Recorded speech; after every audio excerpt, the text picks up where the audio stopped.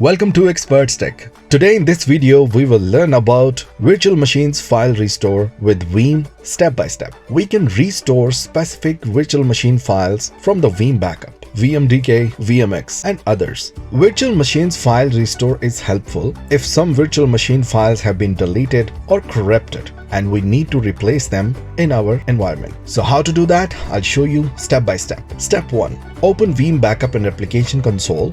Click on Home tab. Select the Restore tab and then click VMware vSphere. Step 2.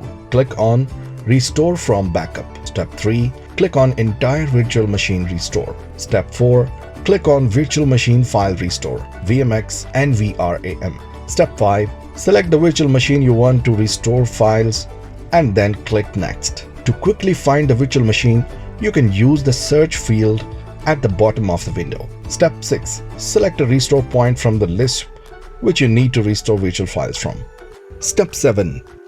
Select ESXi host where you want to store virtual machine file under the Path to Folder section. Click on the Browse button to specify a path to folder on the selected host where files will be restored. Number 8.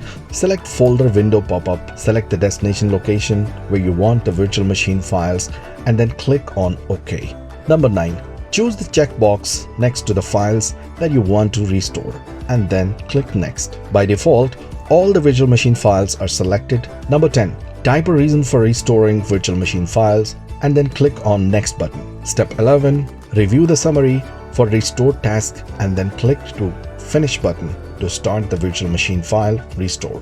Virtual machine files restored successfully. If you face any problem, leave your comment on the comment section. If you want to purchase this service, contact us on WhatsApp or email address. Like the video, share the video, subscribe to our channel for more solutions. See you in the next video. Bye-bye.